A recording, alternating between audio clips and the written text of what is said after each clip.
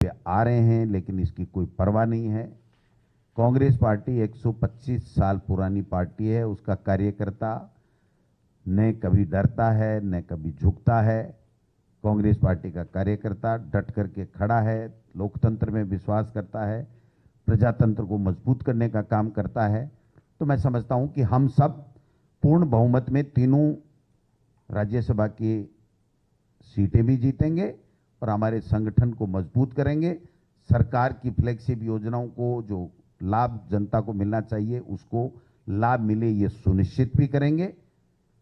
और केंद्र सरकार की विफलताओं को गांव-गांव, ढाणी-ढाणी में जाकर के उनकी विफलताओं को उजागर भी करेंगे। ये मोटा-मोटा जो वर्कशॉप का हमारा सार रहा है।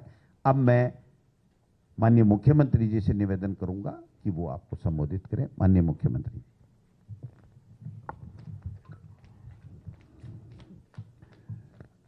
सबसे पहले तो मैं प्रदेश कांग्रेस अध्यक्ष जी को बधाई देता हूँ कि जो एसोसिएशन प्रोग्राम दिया है बहुत ही अच्छे ढंग से 2 दिन अनुशासन के साथ में संपन्न होने जा रहा है और जिसकी आवश्यकता भी थी।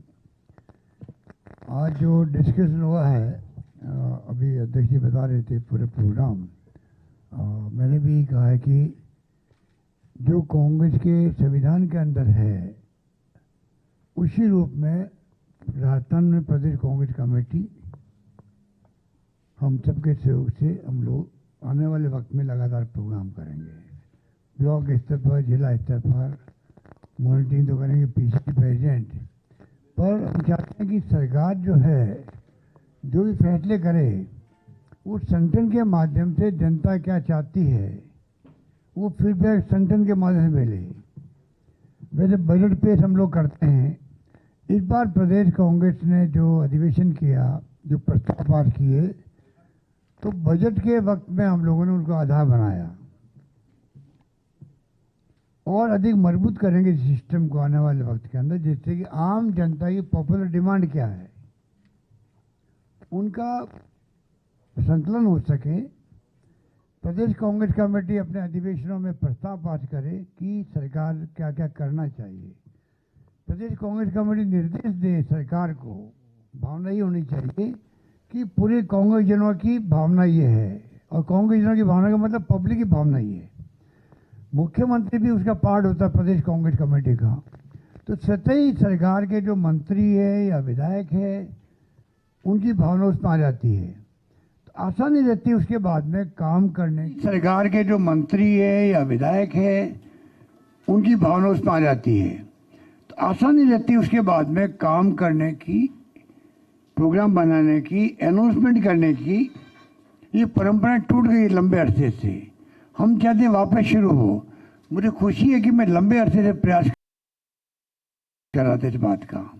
मैं तीसरी बार मुख्यमंत्री बना हूं, परंतु हर बार मैंने ये प्रयास किया कि प्रदेश कांग्रेस कमेटी अधिवेशन करे, प्रस्ताव पास करे, उसके बाद में हम लोग बजट पेश करें उसके अंदर। अनफॉर्चुनेटली पहले हो नहीं पाया था। पहली बार शुरुआत हुई राजस्थान के अंदर। हम चाहेंगे इसको और मजबूत करें। प्रदेश कांग्रेस कमेटी के पहले जिला कांग्रेस कमेटी में मीटिंग भी हो, हमारे कार्यकर्ता ब्लॉक में क्या सोचते हैं, बूथ का कार्यकर्ता क्या सोचता है, ये सिस्टम बदलने की बात है। उदयपुर डिक्लेरेशन के बाद में और ज़्यादा मजबूती आ गई है और उसी रूप में अब काम शुरू हो रहे हैं। तमाम प्रोग्राम लागू हो रहे हैं, पद यात्राओं के भी। राष्ट्रीय स्तर पर जो पद यात्रा या जो यात्रा होगी वो प्रोग्राम एआईसीसी बना रही है, जिससे कि भारत जोड़ो अभियान शुरू हो रहा है। तो आप सोच सकते हो कि जो हालात देश में बन चुके हैं वो बहुत खतरनाक है। आज देश के हालात बहुत खतरनाक है, चिंताजनक है। धर्म के नाम पर, जाति के नाम पर इतनी डिस्टेंस पैदा की जा रही है कि छोटी छोटी बातों को लेकर लोग झगड़ रहे हैं आपस के अंदर। 2 धर्म के लोग हुए नहीं, घटना जो छोटी सी हो, मनमुटाव हो, तनाव हो और चाकूबाजी हो रही है, तलवारबाजी हो रही है। ये हालात पूरे देश के अंदर हो गए हैं।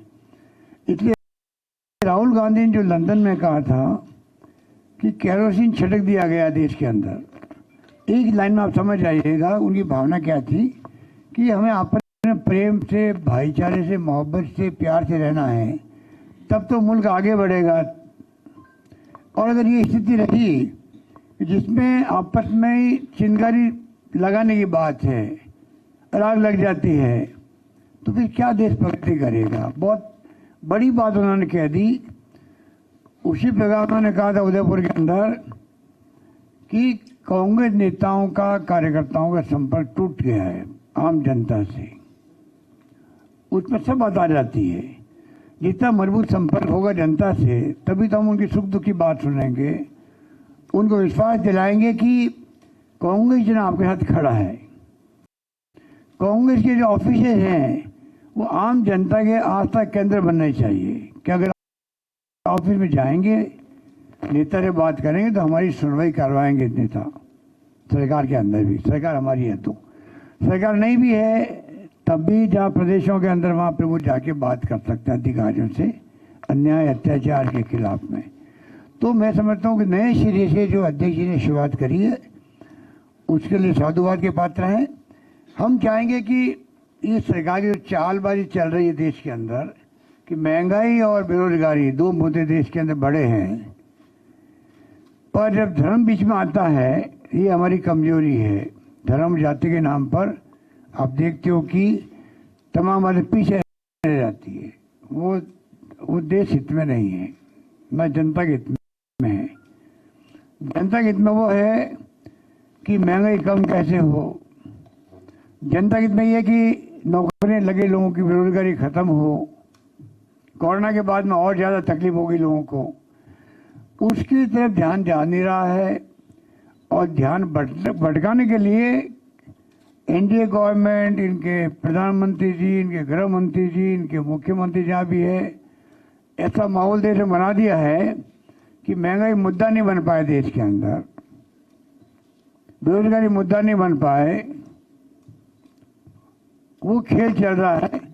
हम चाहेंगे राजस्थान के अंदर, हमारे प्रदेश के अंदर ब्लॉक लेवल पर, जिला स्तर पर हम सब मिलकर के जो असली मुद्दे हैं पब्लिक के, या जो हमारी सरकार यहाँ पर है तो वो क्या एक्सपेक्ट करती है जनता हमसे, उन तक हम पहुँचें, उनको हम हल करें। और बजट पे जो हमने किया वो शानदार बजट है, सब मानते हैं, विपक्ष भी मानता है। विपक्ष को चिंता ये है कि लागू कैसे होगा। तो आपको याद होगा मैंने हाउस में भी कहा था हमारे नेता प्रतिपक्ष महोदय को कि इसकी चिंता मुझे करने दो, क्योंकि मैंने प्रस्तुत किया है। मैं उम्मीद करता हूँ कि अब उनके समझ में आ गई होगी कि अभी 400-450 तो फैसले मैंने कर दिए, उसमें से 450 फैसले करीब करीब हो चुके हैं। उसी गति से फैसले हो रहे हैं, लगातार पढ़ते होंगे अखबार में, छापते भी आप लोग, तो मुझे कहने की आवश्यकता नहीं। शानदार एक के बाद एक फैसले हैं, उन सबको लागू करेंगे। और हमारे फ्लैगशिप प्रोग्राम जो बन रहे हैं उसमें सिरमौर है आपका हेल्थ का। हिंदुस्तान के अंदर कहीं पे भी किसी राज्य में 10 लाख का बीमा हो, या kidney transplant, liver transplant, bone marrow transplant सभी फ्री कर दिया गया हो, आईपीडी ओपीडी फ्री कर दिए गए हों, ऑक्सीजन का बीमा साथ कर दिया गया हो। ऐसी स्कीम कहीं नहीं बनी आज तक इतिहास के अंदर। और मैंने प्रधानमंत्री महोदय को रिक्वेस्ट करी है, समय आ गया कि आपको खाली ये जो आयुष्मान भारत आपकी स्कीम है ये फेल हो चुकी है। तो खाली ये जो सोशियो इकोनॉमिक सर्वे करवाया था यूपीए गवर्नमेंट ने, उन तक सीमित रखा इसको, योजना को, तो वो फेल है योजना। बहुत शिकायत उसकी आ रही थी पहले भी। हम चाहते हैं कि जो हमने right to health, universal health का जो एक प्रकार से आप समझ लीजिए प्रोग्राम बनाया है राजस्थान के लिए, वही प्रोग्राम पूरे मुल्क में लागू होना चाहिए, ये मेरा मानना है। धन्यवाद।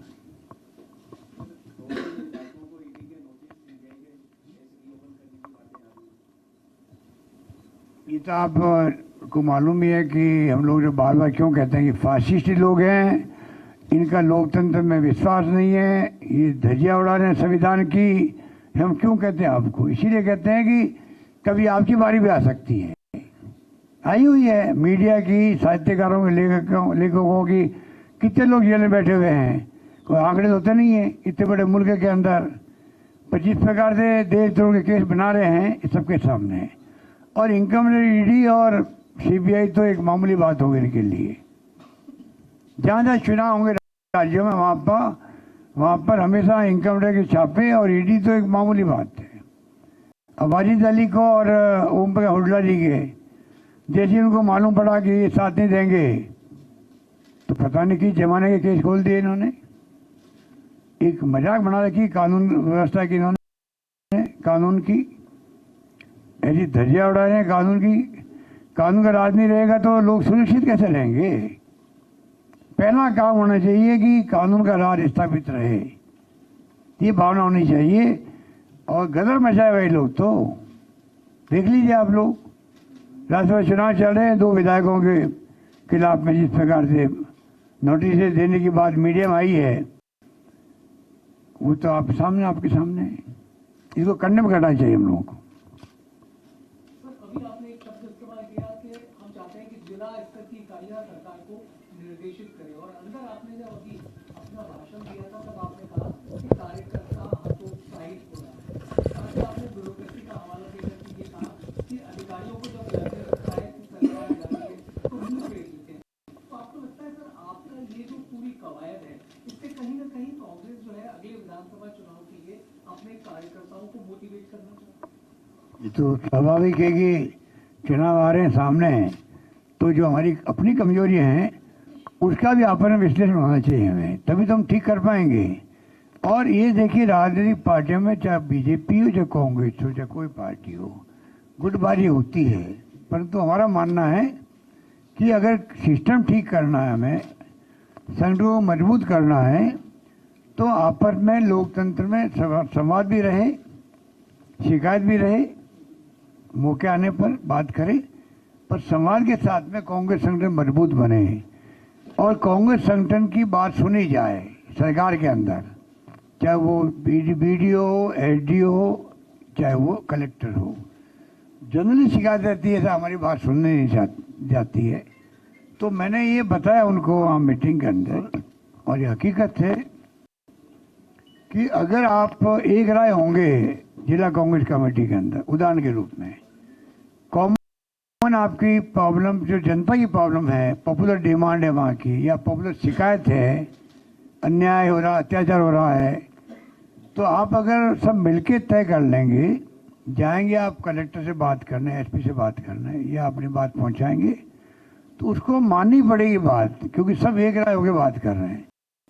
अगर सब लोग अपनी राय अलग देंगे तो फिर कोई अधिकारी कोई भी हो, सरकार किसी पार्टी की हो, वो फैसला नहीं कर सकती है। तो ये शिकायत जो रहती है कार्यकर्ताओं की, इसके ऊपर मैंने कहा कि आप निश्चिंत रहो, आज सरकार हमारी है तो आपका मान सम्मान भी रहेगा और पब्लिक की ग्रीवेंसेस को दूर करने में आपकी भूमिका रहेगी, तो उसमें आपको कोई दिक्कत नहीं आएगी। हमने विश्वास दिलाया उनको।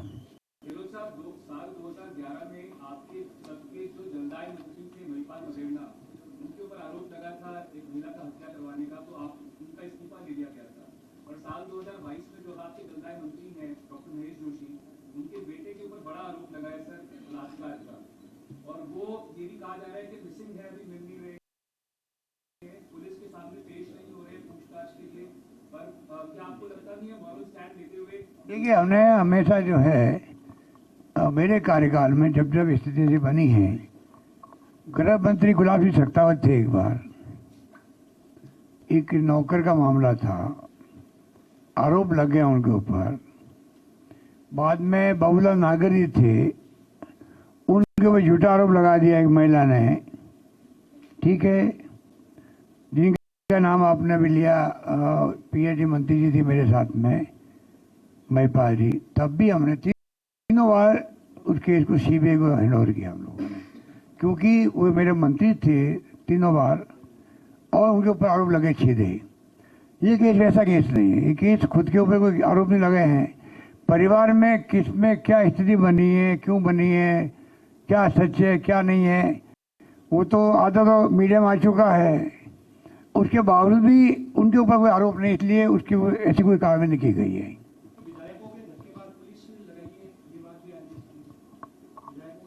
अगर वो बीजेपी वाले मांगेगा सुरक्षा कि हमारे विधायक का कहीं अपहरण हो रहा है, तो हम भी लगा देंगे।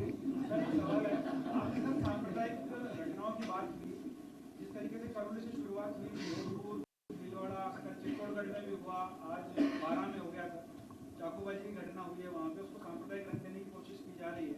क्या इसमें एक कारण ये नहीं है कि मुख्य आरोपी भाई आप बिल्कुल ठीक कह रहे हो, हम तो खुद ही तो कह रहे हैं आपको कि पूरे देश के नहीं, सवाल आपका यही है। सवाल मेरा ये है कि क्या इसमें ये एक कारण नहीं है कि जो मुख्य आरोपियों पकड़े नहीं जाते, चाहे हम करोली की बात कर लें, राजाराम का नाम आया, मतलूब का नाम आया, वो अभी तक गिरफ्त से बाहर। अभी तक एक दो जगह नहीं पकड़े गए होंगे, अधिकांश जगह राजस्थान पकड़े जा रहे हैं उसी वक्त में, बहुत कम समय में पकड़े जा रहे हैं, आप पता कर लीजिए। और इसमें कोई कॉम्प्रोमाइज़ नहीं होगा।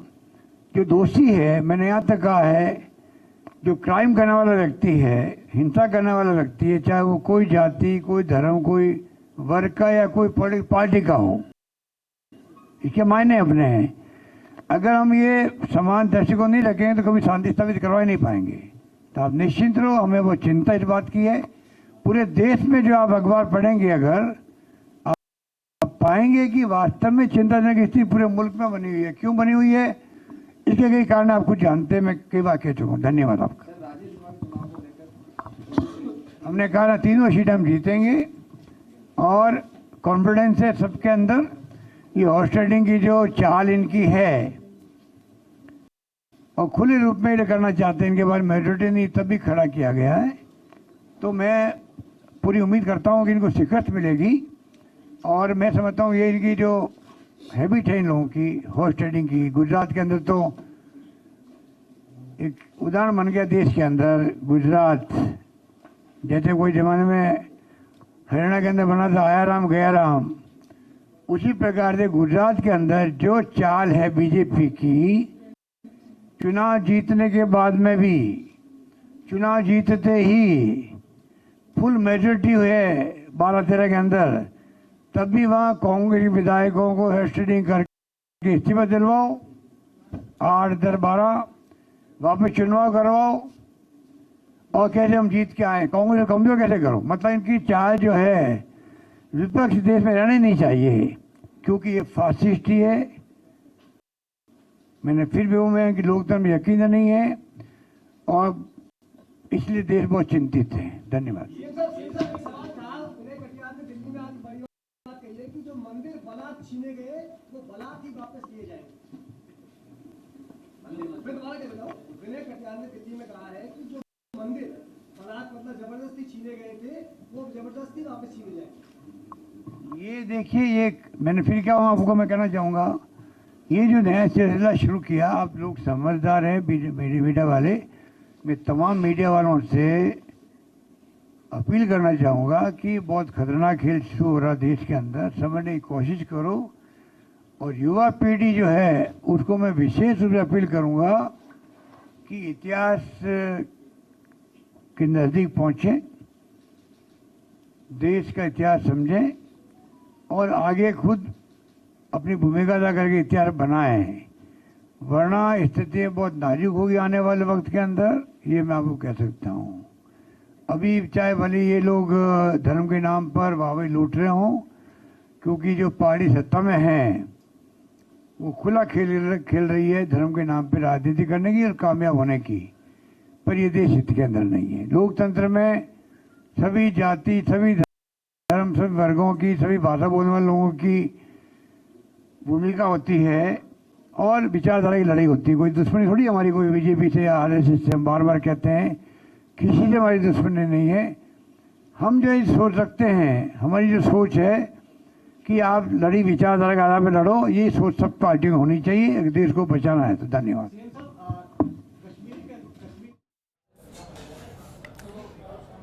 तो मीडिया के साथ बातचीत करते हुए मुख्यमंत्री अशोक गहलोत मीडिया को संबोधित उन्होंने किया। साथ ही में पीएस चीफ गोविंद सिंह डोटासरा को भी आपने सुना। तमाम मुद्दों पर उन्होंने बात की और सवालों के जवाब भी उन्होंने दिए।